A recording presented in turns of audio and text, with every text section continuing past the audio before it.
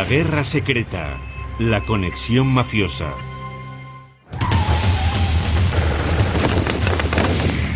Charles Lucky Luciano fue el padre del crimen organizado moderno. Proxeneta, extorsionista y asesino. En 1936 fue sentenciado a 50 años de cárcel. Allí era donde debía morir. Sin embargo, pasó solo 10 años en prisión y murió siendo un hombre libre en Italia.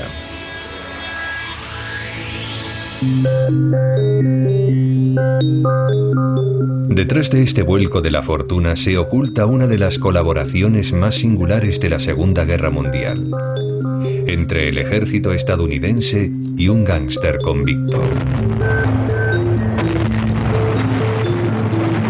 Durante años, el papel de la mafia en la Segunda Guerra Mundial ha sido silenciado o descartado como folclórico.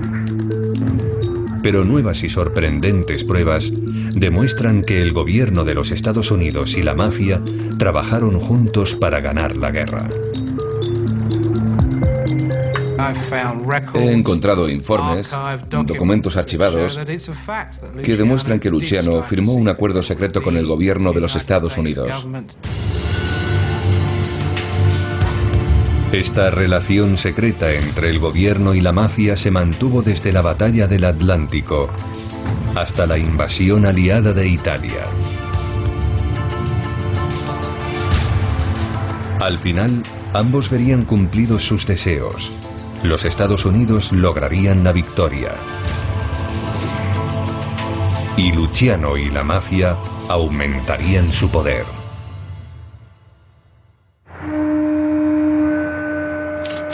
Nueva York, 1907.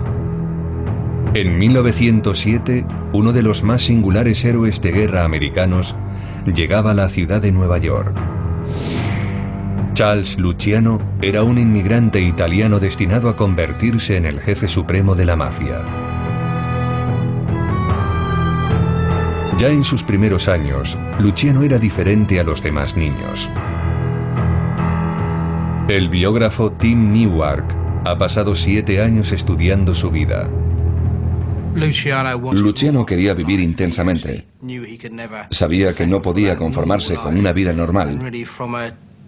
Y desde su adolescencia estuvo involucrado en toda suerte de chanchullos, atracos y robos.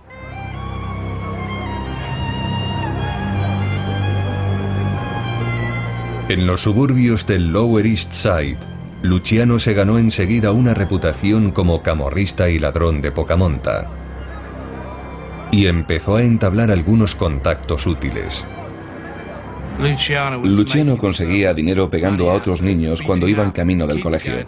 En una ocasión vio a un chaval particularmente bajito.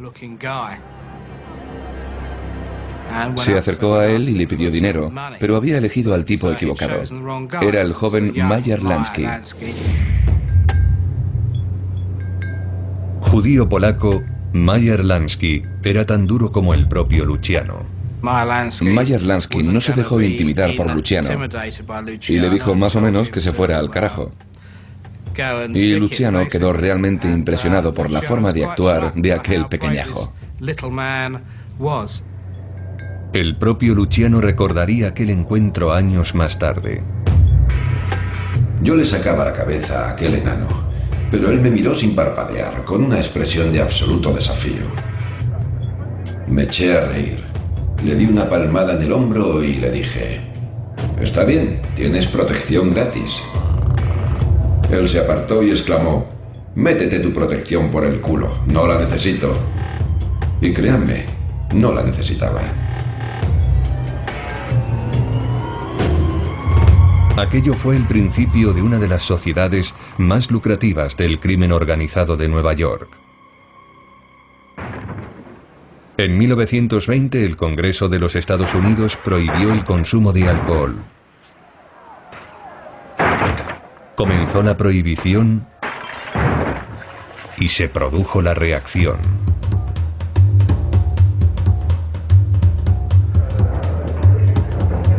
El mercado negro del alcohol alimentó todo un submundo de bares ilegales, clubes nocturnos y locales de striptease.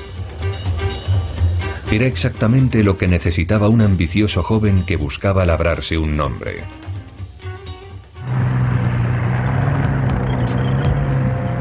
Luciano empezó a montárselo a lo grande. A pesar de los arrestos por robo y tráfico de estupefacientes, llegó a controlar a 5.000 prostitutas. En 1929 ya era sospechoso de varios asesinatos.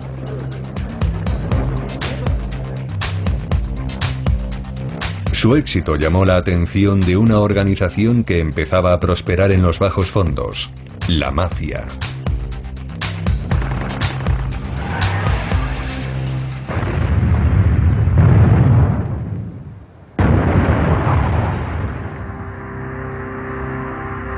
Luciano era el tipo de hombre idóneo para la organización. Como todos los buenos gángsters, no carecía de encanto personal. Como Moses Polakov, su antiguo abogado, recuerda. Lucky era un tipo educado. Los viejos gángsters eran gente con buenos modales, no como los de ahora. Si Lucky iba caminando por la calle y se tropezaba contigo, te pedía disculpas. Luciano ascendió rápidamente en la jerarquía de la mafia, llegando incluso a deshacerse de su antiguo jefe.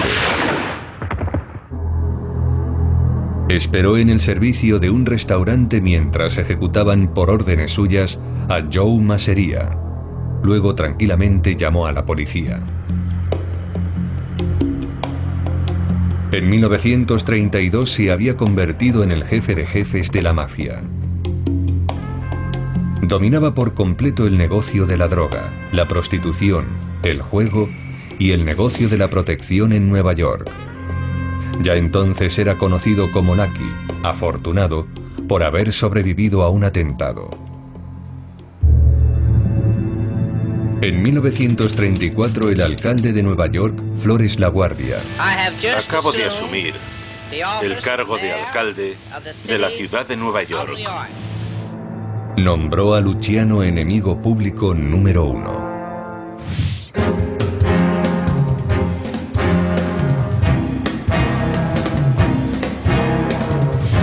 Como auténtico jefe de la mafia, Luciano tenía un estilo de vida acorde a su papel. Vestía trajes a rayas, hechos a medida en Londres, camisas de seda importadas de Italia, y vivía bajo un nombre falso en una suite de lujo del Hotel Waldorf Astoria.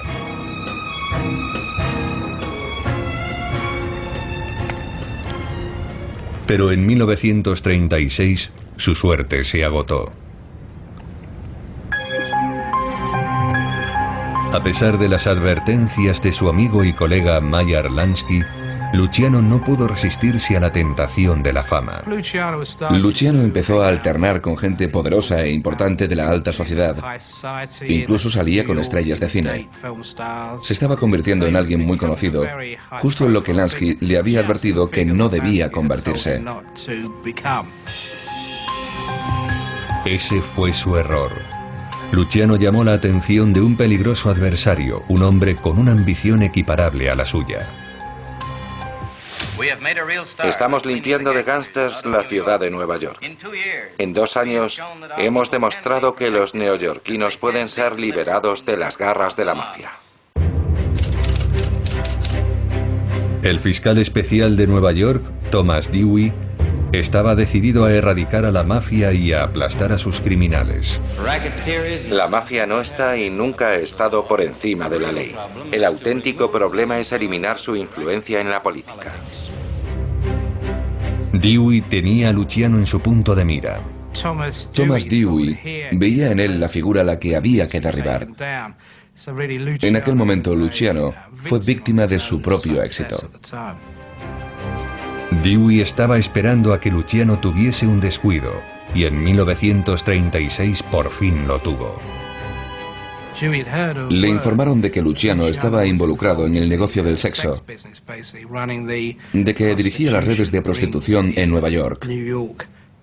Algunas de las chicas de Luciano fueron persuadidas para que testificaran contra él. Dewey tenía lo que necesitaba.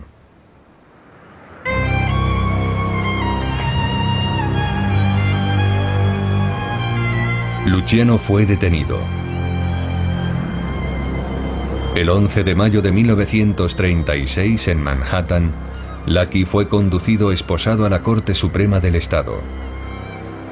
Tras un juicio que duró 3 semanas, fue declarado culpable de intimidación, extorsión y chantaje. Luciano culpable. Fue condenado a permanecer 50 años en una prisión del Estado conocida como la Pequeña Siberia por sus duras condiciones. La gente piensa que la mafia vive muy bien en la cárcel, porque tiene mucho poder, mucho dinero. Pero Luciano llevó allí una vida muy humilde. Decía que apestaba, que hacía frío. Su estancia fue muy triste. Sus apelaciones para conseguir la libertad condicional fueron rechazadas. Parecía estar acabado. Ningún soborno o amenaza, por grande que fuera, parecía poder salvarlo. Creía que iba a pasar allí el resto de su vida.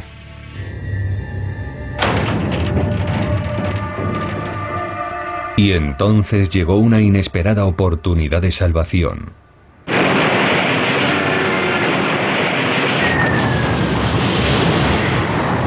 La Segunda Guerra Mundial. En diciembre de 1941, Japón lanzó un ataque sorpresa contra Pearl Harbor. Los Estados Unidos se sumergieron de lleno en la guerra. Su enorme poderío industrial se movilizó. Millones de soldados fueron reclutados y entrenados para luchar contra los japoneses por un lado y contra los nazis por el otro.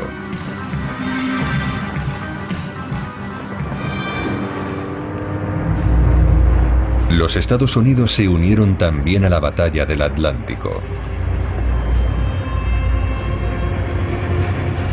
Esta fue la campaña más larga de la guerra, en la que se luchaba para mantener abastecida a Gran Bretaña.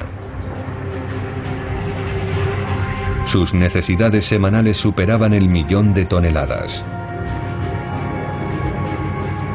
Convoyes de barcos mercantes cruzaban el Atlántico en una sucesión casi interminable.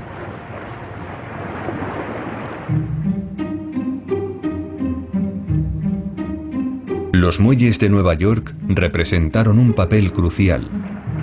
Con casi 200 kilómetros cuadrados de almacenes y dársenas, eran la puerta de salida hacia el Atlántico y Europa.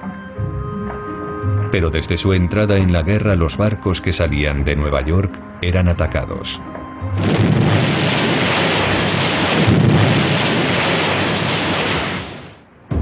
Se habían topado con un formidable enemigo. Los submarinos alemanes hundían unos 80 barcos al mes. 2,5 millones de toneladas de mercancía se perdieron en medio año.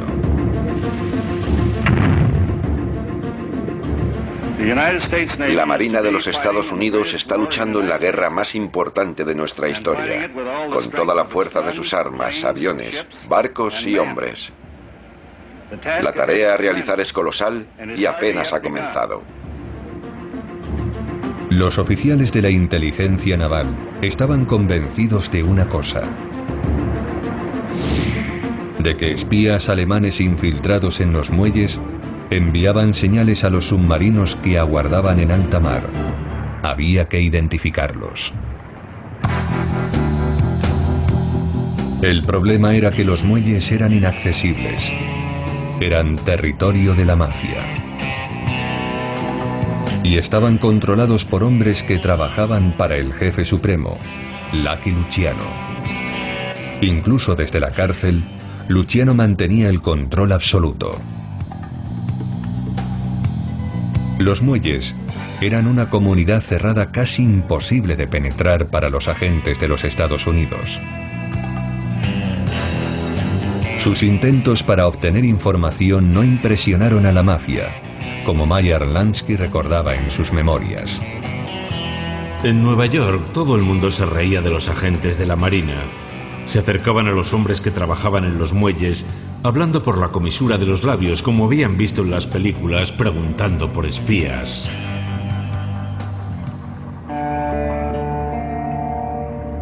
Los agentes de la inteligencia naval no obtuvieron ninguna cooperación.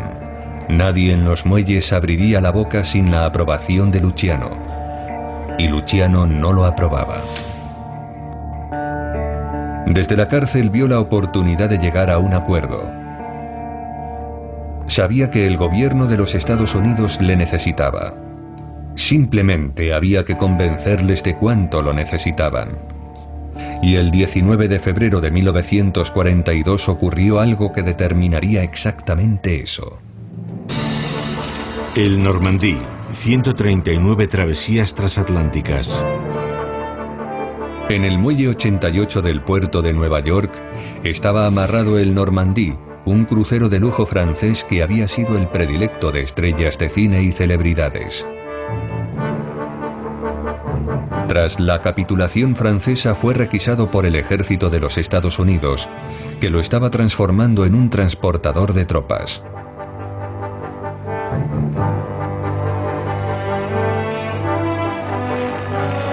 Pero una tarde se produjo el desastre.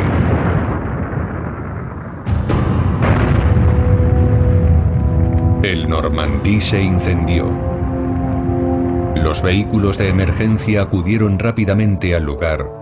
Fue la mayor congregación de servicios de emergencia en territorio estadounidense desde el inicio de la guerra. Durante 6 horas el Normandí fue pasto de las llamas. A primera hora de la mañana, el Normandí terminó volcando bajo el peso del agua que habían bombeado en sus cubiertas. El fin de un coloso. El crucero de $60 millones yace inclinado herido de muerte. Tras la catástrofe, comenzaron las investigaciones. ¿Había sido obra de saboteadores alemanes? ¿Eran algunos de los estibadores italoamericanos simpatizantes del fascismo? Se temía, y con razón, que fuera obra de un sabotaje extranjero, que agentes nazis o fascistas habían entrado al barco y lo habían incendiado.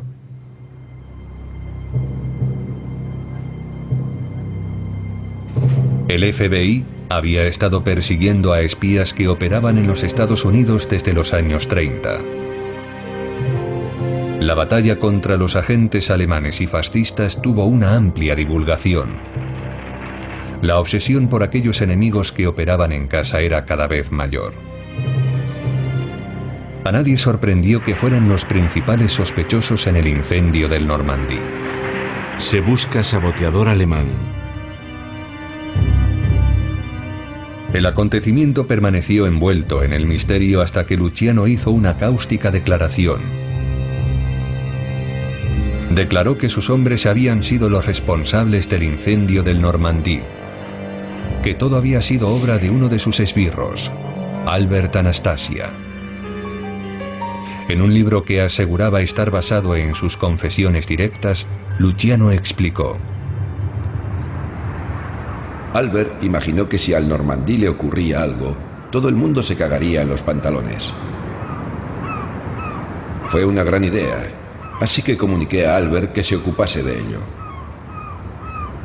Un par de días más tarde escuché en la radio que el Normandí estaba en llamas y que no parecía que nada pudiera salvarlo. El maldito Albert había hecho un buen trabajo.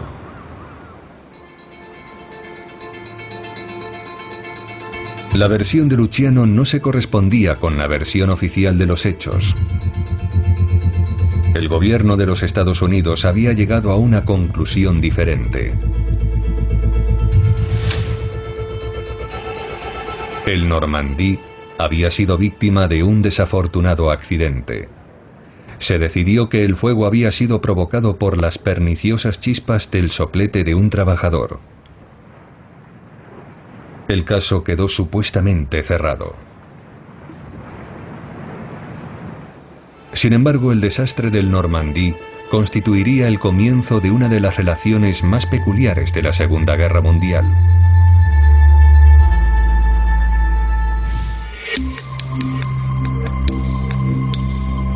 Con independencia de quién fuera el responsable, el incendio del Normandí asustó realmente a la Marina. Alimentó el miedo de que sus barcos eran blanco de sabotajes. El capitán de corbeta, Charles Haffenden, era el jefe de la inteligencia naval en Nueva York. Su principal cometido era evitar incidentes como el del Normandí. Para lograrlo, sabía que tenía que conseguir el acceso a los muelles. Y solo había una manera de hacerlo. El incendio del Normandí hizo que la inteligencia naval de los Estados Unidos se tomase en serio tratar con gángsters. El propio capitán Haffenden dijo que estaría encantado de hablar con el diablo si con eso conseguía proteger los muelles de Nueva York. Haffenden puso en marcha la operación ultrasecreta Underworld, que implicaría que la élite militar estadounidense acudiera a la mafia en busca de ayuda. El primer movimiento de Haffenden fue una llamada a Thomas Dewey. Este había pasado toda su vida luchando contra los gángsters y sabía cómo encontrarlos. Primero estableció contacto con Joseph Sox Lanza, el hombre de Luciano en los muelles. Sox era el jefe de la mafia en el mercado del pescado de Fulton, donde regentaba un lucrativo negocio. Moses Polakov recuerda la influencia que ejercía Sox. Sox era un tipo duro. Controlaba el mercado del pescado en el Lower East Side. Tenía todo el poder. Nadie podía vender pescado sin su aprobación. Probablemente amenazaba, cobraba dinero a cambio de protección, lo que fuera. Era ese tipo de hombre. Cada barco pesquero tenía que pagar una cuota a Lanza, normalmente un billete de $100.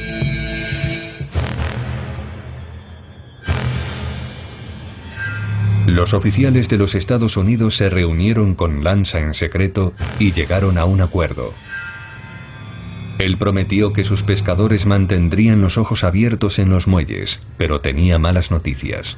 Sox les dijo: haré todo lo que esté en mi mano, pero en realidad la persona más respetada en los muelles no soy yo, es Charles Luciano.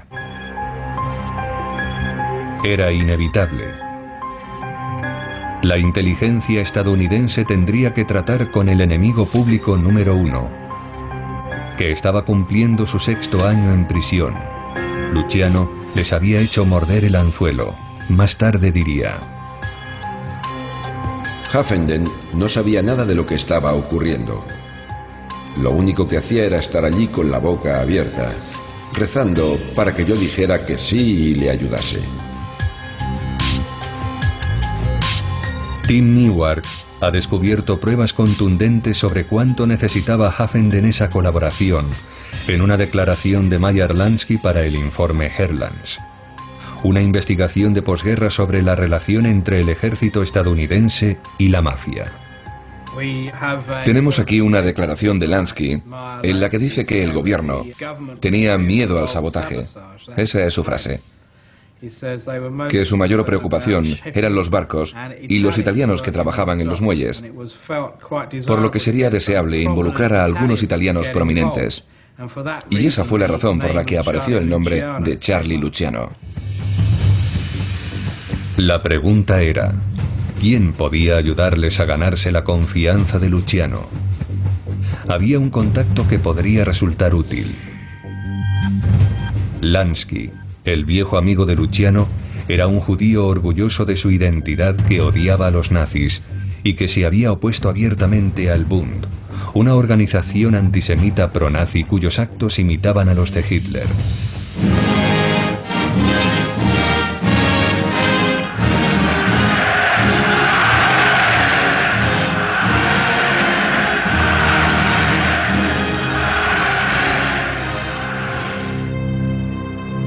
Lansky recordaba que a petición secreta de su rabino, él y sus secuaces habían atentado contra mítines del Bund. El escenario estaba decorado con una esvástica y una fotografía de Hitler. Los oradores empezaron sus arengas. Solo éramos 15, pero entramos en acción. Tiramos a algunos por las ventanas. Casi todos los demás trataron de huir, así que los perseguimos a golpes. Así pudieron ver que los judíos no siempre nos quedamos quietecitos aceptando insultos.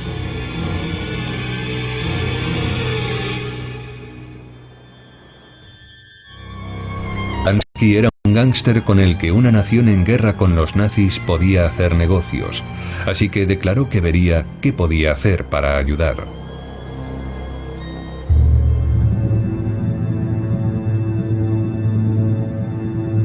En mayo de 1942, un extraño grupo de gángsters, abogados y oficiales de inteligencia se dirigieron a la prisión de Dan Nemora, la pequeña Siberia. Moses Polakov estaba allí en calidad de abogado de Luciano. Lucky dijo: ¿qué demonios hacéis aquí? Estaba muy sorprendido. Polakov nunca ha revelado todos los detalles de aquella reunión, pero sí que Luciano tomó una decisión. Le explicamos el propósito de la misión y él dijo: sí, ayudaré.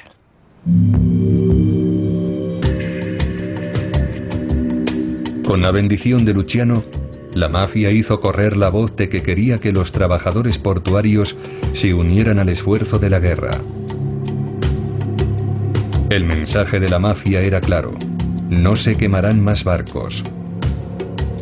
La orden se obedeció a rajatabla.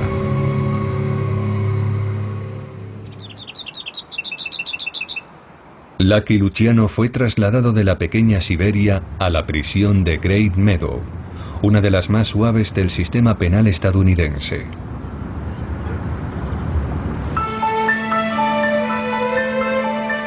Desde el momento en que la mafia se comprometió a ayudar al gobierno de los Estados Unidos, no hubo más incidentes ni huelgas laborales. Los muelles funcionaron a la perfección durante el periodo de la guerra. La inteligencia de la Marina estadounidense se había comprometido a trabajar con el enemigo público número 1. Anthony Marslow, uno de sus oficiales, recordaba: a cualquiera que pudiera contribuir ayudándonos se le utilizaba. Ya fuera Luciano, ya ya Bugsy Siegel, ya fuera Costello, ya fuera Meyer Lansky, sí. Avis Willman, sí. Mike Lascari, sí. Todos ellos. Pero la relación entre la mafia y el gobierno no se limitó a Nueva York.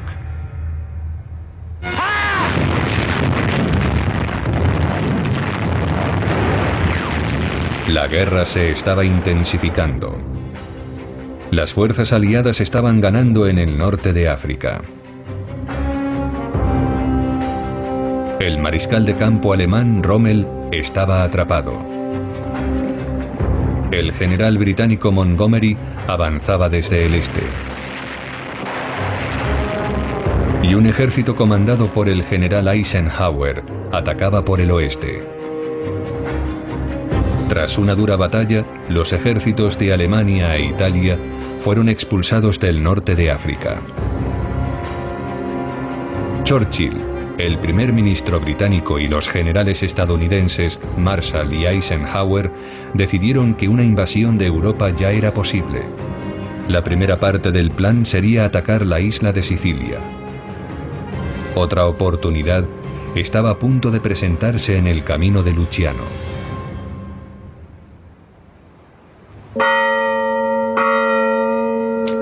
Sicilia.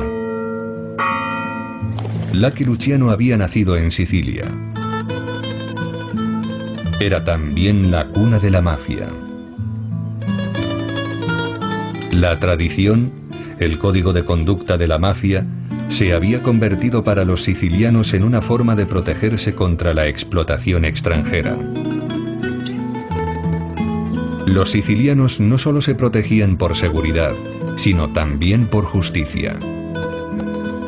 Si alguien cometía un delito contra ti, era decisión tuya y de tu familia tomar represalias. Luciano profesaba un gran amor a su país de origen, en el que conservaba muchos contactos. Pero en la década de los 20, la mafia siciliana se había granjeado un feroz enemigo. El concepto se había quedado atrasado. Se tenía de Italia una idea superficial y pintoresca, de ese pintoresquismo que yo detesto. El dictador fascista Benito Mussolini. Mussolini había labrado su nombre defendiendo la ley y el orden. Se propuso acabar con los huelguistas, los comunistas y los criminales. Mussolini fue a Sicilia en los años 20 y le sorprendió mucho el hecho de que un jefe de la mafia le dijese: yo cuidaré de ti, yo te protegeré, mis hombres te custodiarán. Mussolini se sintió avergonzado por aquello y declaró que ningún italiano podía tener dos amos.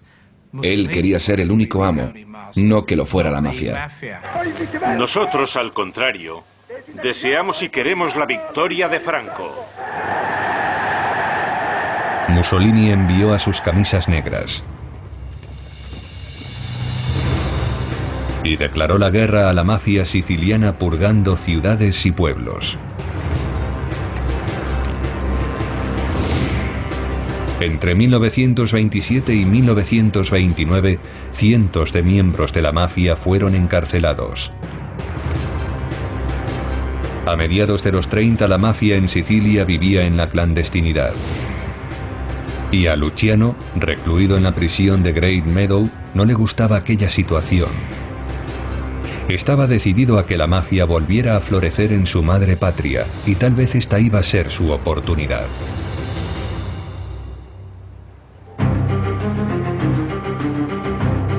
El plan para la invasión aliada de Sicilia estaba lleno de riesgos. Mediante una exitosa estrategia de engaño, los aliados habían convencido a Hitler de que la invasión tendría lugar en Grecia o en Cerdeña, no en Sicilia. Pero las tropas del Eje volverían a desplegarse de inmediato al descubrir el auténtico plan.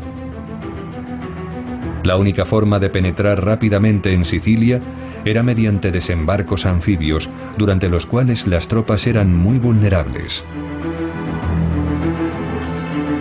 Para que la invasión tuviera éxito, los aliados necesitaban imperiosamente inteligencia y agentes en tierra.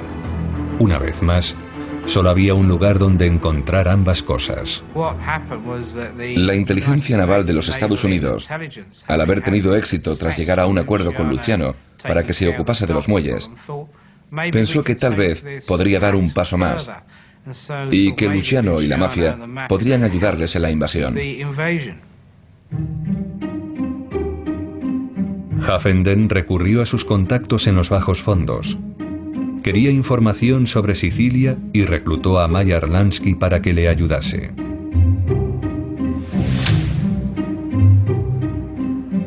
Lansky llamó a sus contactos sicilianos, a los que pidió que trabajaran sobre un enorme mapa de la isla que Haffenden desplegaría ante ellos. Algunos se resistieron, pero no por mucho tiempo. Parece que el jefe de jefes estaba una vez más involucrado.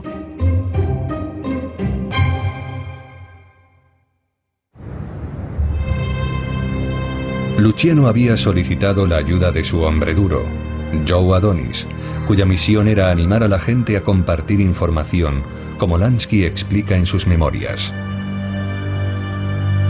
Algunos de los sicilianos estaban muy nerviosos. Joe mencionaba entonces el nombre de Luciano y decía que él les había ordenado hablar. Si los sicilianos seguían reacios, Joe dejaba de sonreír y decía: a Lucky no le gustará escuchar que no habéis ayudado. En julio de 1943, el mapa de Haffenden estaba cubierto de información detallada sobre Sicilia y sus aguas circundantes.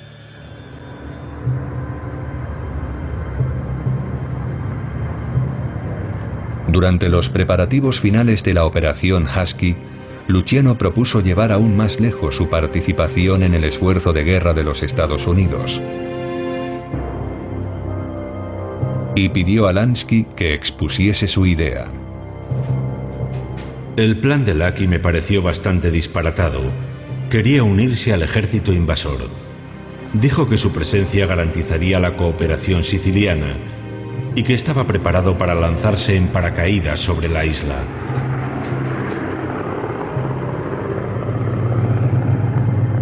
Que su propuesta llegase a los altos niveles militares antes de ser rechazada es un claro testimonio del poder que ejercía Luciano. Los motivos de tanto apoyo y cooperación solo quedarían claros después de la guerra.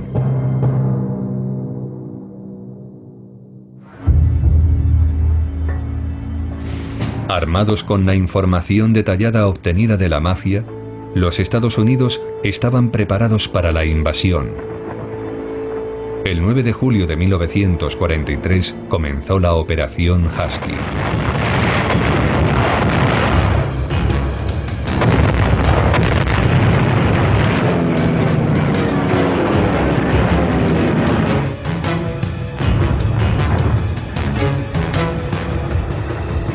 Los británicos y los canadienses, en su avance en la costa este, encontraron una fuerte resistencia.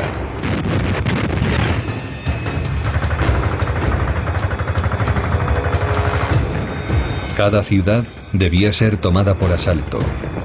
Todo indicaba que iba a ser una campaña larga y dura.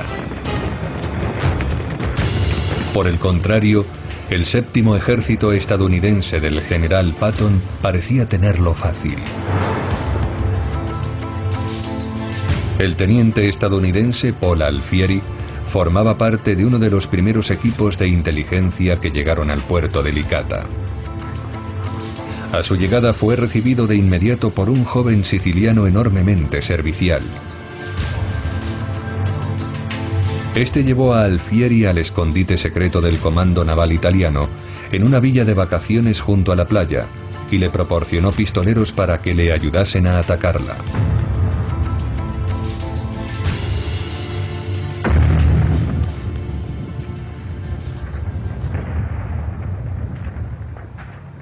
En el interior de la villa encontraron documentos de incalculable valor. Planes de las defensas alemanas e italianas, libros de códigos radiofónicos y, más importante aún, información sobre las fuerzas navales del eje en toda la isla. Mapas profusamente detallados, campos de minas marinas y rutas seguras a través de ellos. Aquella incursión de la inteligencia salvó muchas vidas aliadas. El teniente Alfieri fue condecorado con la Legión al Mérito.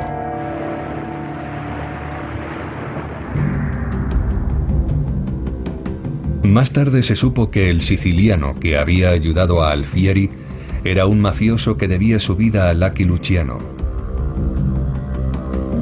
Había asesinado a un policía de Nueva York y Luciano le había salvado de la silla eléctrica, organizando su fuga a Sicilia.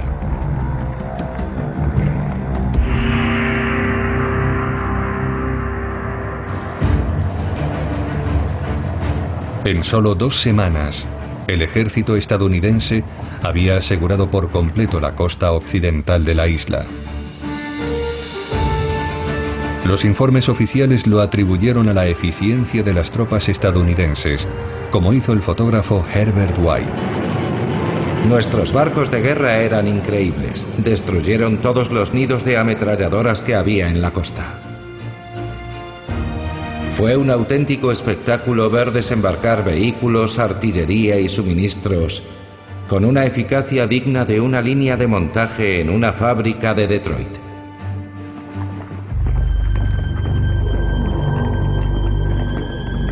Pero en sus memorias, Meyer Lansky sugiere que había algo más que eso. Me dijeron que Mafia y Lucky Luciano eran como contraseñas. Puede parecer un disparate en plena guerra, pero uno de los agentes me dijo que aquellas palabras eran mágicas. La gente sonreía y después todo era fácil. El propio Luciano, haciendo alarde de su típica modestia, aseguraba que él había ganado la guerra.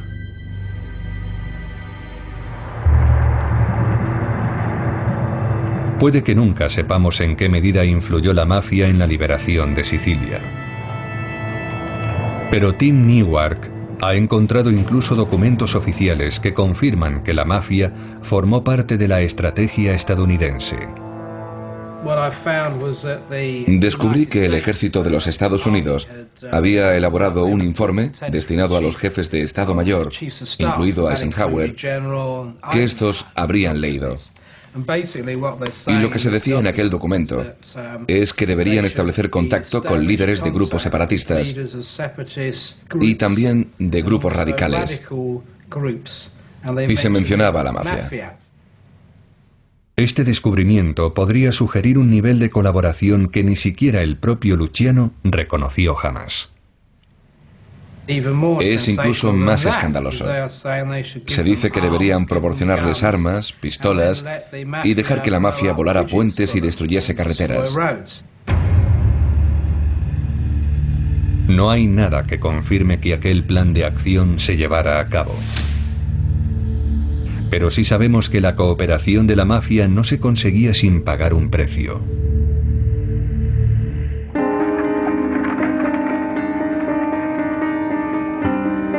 Sicilia liberada. La guerra había dejado Sicilia en un estado de caos. Era ahora responsabilidad del ejército estadounidense. Las primeras tropas invasoras en cada ciudad ocupada tienen como cometido transformar los campos de batalla, paso a paso, en comunidades normales. Las ciudades y el campo estaban repletos de indigentes refugiados.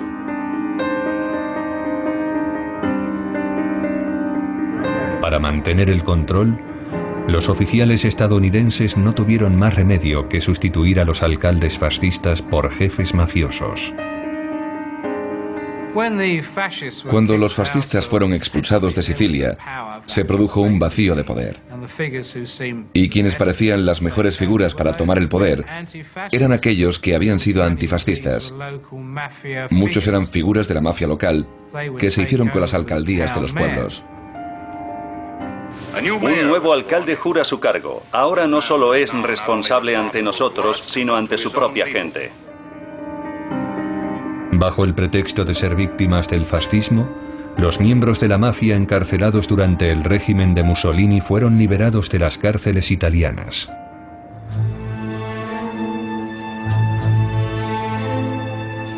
Como consecuencia de la crisis, la mafia recuperaría el control. Era el comienzo de su retorno al dominio de Sicilia.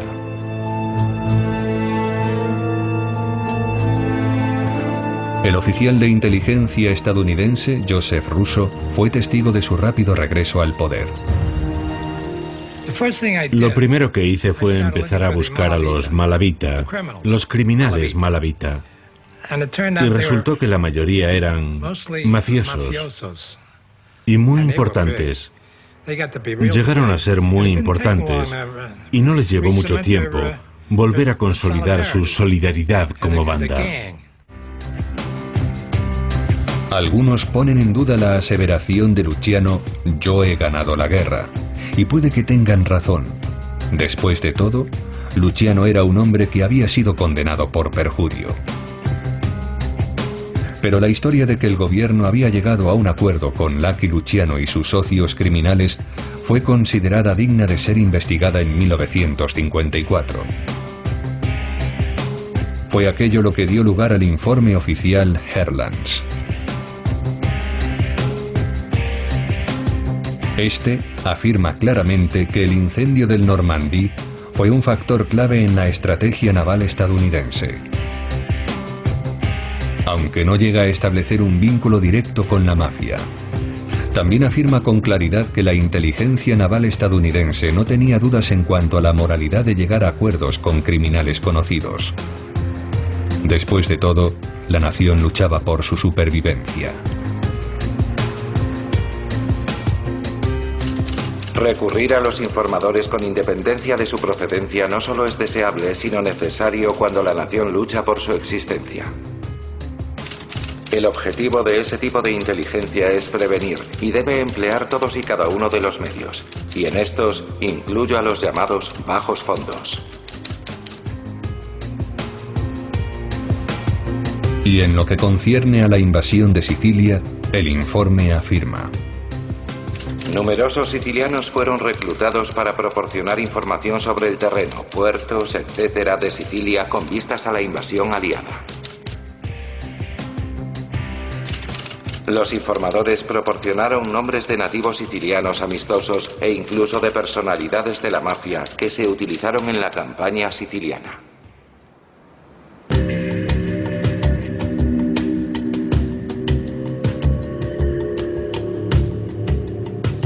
La documentación oficial apenas hace referencia a ningún acuerdo con Luciano, pero los acontecimientos que siguieron a la guerra hablan por sí solos.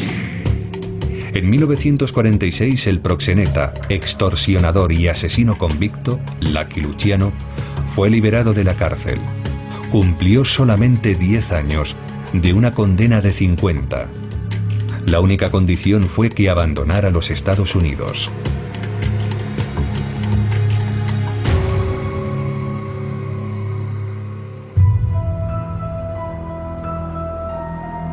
El 9 de febrero de 1946, Luciano subió a bordo de un barco en Nueva York.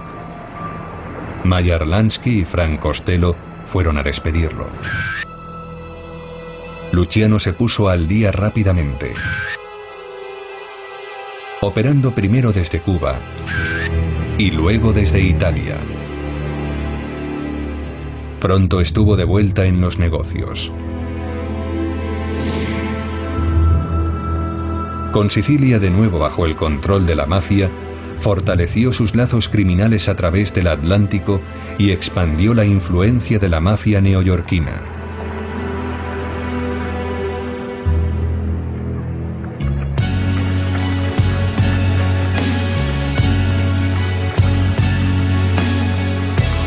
En 1962, a los 64 años, murió siendo un hombre libre y una leyenda criminal. Su llamativo cambio de fortuna parece prueba suficiente de que Luciano contribuyó realmente al esfuerzo de guerra estadounidense.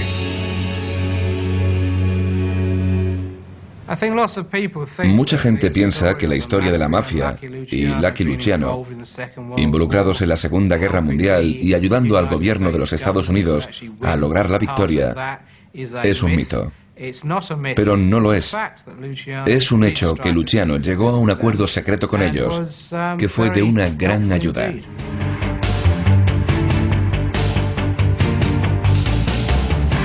Ayudando al gobierno de los Estados Unidos, Luciano resucitó la gloria de la mafia.